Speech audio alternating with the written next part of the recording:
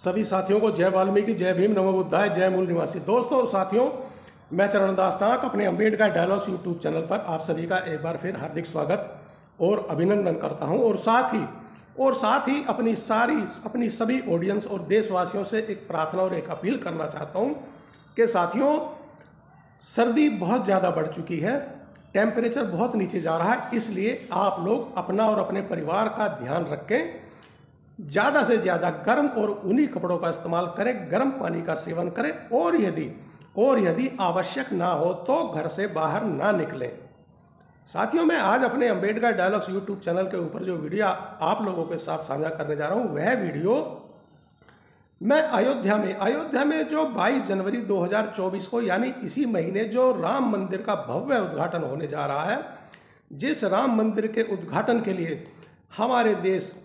की केंद्रीय सरकार और राज्य सरकार ने एड़ी चोटी का जोर लगा रखा है और इतने भव्य और सुंदर तरीके से उसके शिलान्यास की तैयारियां चल रही है कि मैं भी सोशल मीडिया के माध्यम से जब देखता हूं तो यह महसूस करता हूं कि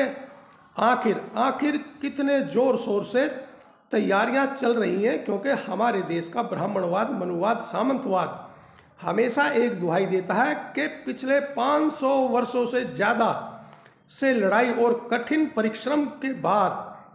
अयोध्या में राम मंदिर की जगह कोर्ट के द्वारा वापस ले पाए हैं और अब तो राम मंदिर भी बनकर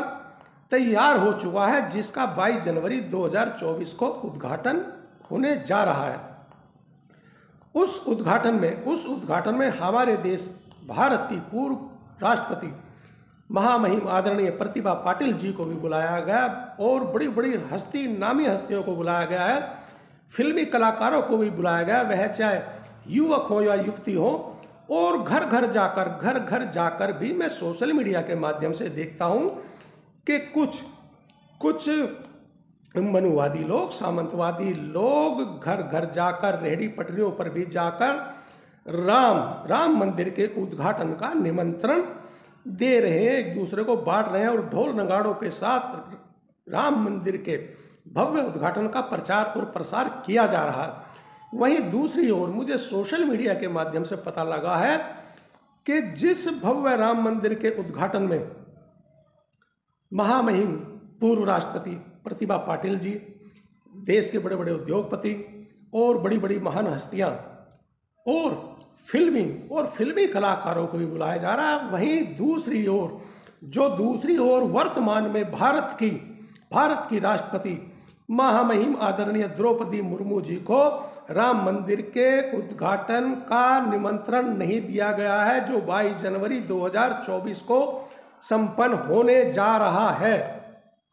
अब बात और सवाल यह उठता है, मैं आप लोगों से भी कर रहा हूं साथियों, और देशवासियों से और सरकार से, वह चाहे केंद्र सरकार हो चाहे राज्य सरकार हो,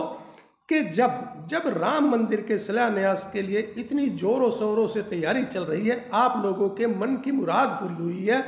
आप लोग कहते हो कि लगभग 500 वर्षों से भी ज़्यादा संघर्ष के बाद कोर्ट के द्वारा आप लोगों ने अयोध्या में राम की जन्मभूमि का अधिकार पा लिया है और अब तो राम मंदिर बन भी चुका है। अब आप लोग उसका 22 जनवरी को अनावरण करने जा रहे हैं। तो फिर जब आपने हमारे देश की पूर्व राष्ट्रपति महामहिम प्रतिभा पाटिल जी को भी निमंत्रण दिया है, जो बहुत अच्छी बात है, और देश के बड़ी हस्तियों को, फिल्मी कलाकारों को निमंत्रण दिया है, यह कोई जरूरी नहीं था। मगर वहीं दूसरी ओर जो वर्तमान में राष्ट्रपति आसीन है अभी अपनी सीट पर, आखिर केंद्र सरकार या राज्य सरकार ने उन आदिवासी राष्ट्रपति महामहिम द्रौपदी मुर्मू जी को निमंत्रण पत्र क्यों नहीं भेजा है या उनको निमंत्रण क्यों नहीं दिया गया है? क्या इसलिए कि महामहिम द्रौपदी मुर्मू जी, जो वर्तमान में भारत की राष्ट्रपति हैं, वह आदिवासी जाति से आती है, वह आदिवासी समुदाय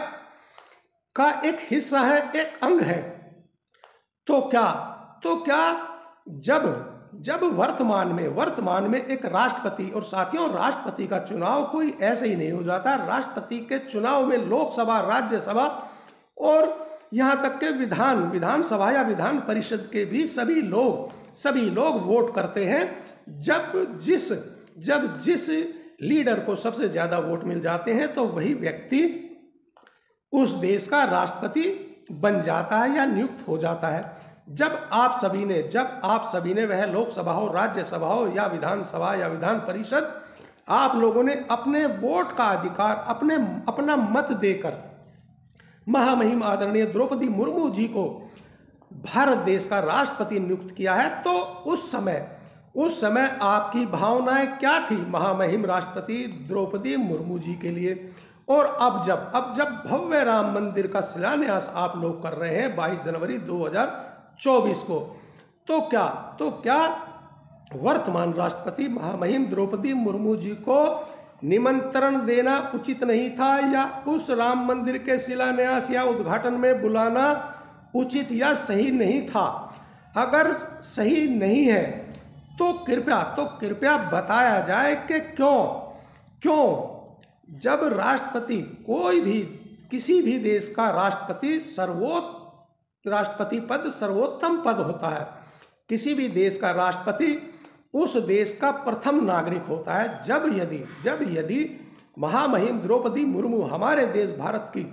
प्रथम नागरिक है और सर्वोत्तम पद है, तो आखिर द्रौपदी मुर्मू जी को राम मंदिर के शिलान्यास या उद्घाटन में क्यों नहीं बुलाया गया है? क्या इसका कारण सीधा यही है जो हम बहुजन और पिछड़ा वर्ग हमेशा लगाते हैं कि हम लोग चाहे कुछ भी बन जाए, चाहे किसी भी पोस्ट या किसी भी पद पर पहुंच जाए,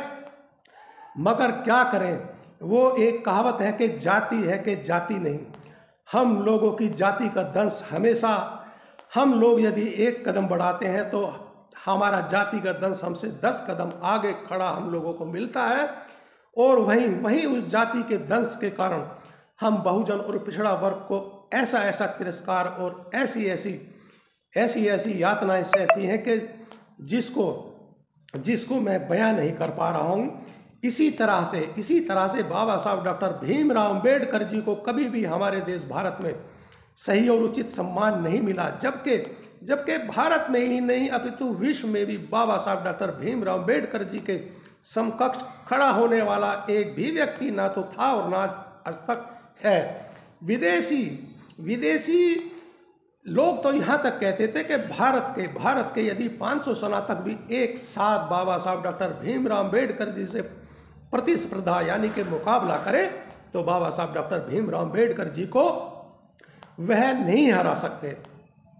तो बाबा साहब डॉक्टर भीमराव अम्बेडकर जी ने भी सदैव अपनी जाति का दंश झेला। इतना महान संविधान लिख कर दिया जिसका पूरा विश्व प्रशंसा करता है, और सदैव हर जनमानस के लिए, भारत के एक नागरिकों के लिए, वृद्धों के लिए, जवानों के लिए, बाल बालिकाओं के लिए, महिलाओं के लिए क्या कुछ नहीं किया बाबा साहब डॉक्टर भीमराव अम्बेडकर जी ने, मगर वह भी सदैव तिरस्कार का भाव सहते रहे। इसीलिए मैं कहना चाहता हूं कि कर्म और धर्म में यदि कभी भी कोई प्रतिस्पर्धा रखी जाए तो साथियों, हमारे देश भारत में हम बहुजन और पिछड़ा वर्ग का चाहे कर्म कितना भी महान और कितना भी उत्तम हो, हम लोग हार जाएंगे। हमेशा हमारे देश भारत में यदि जीत और विजय होगी तो केवल और केवल धर्म की होगी। इसीलिए हमारे देश भारत की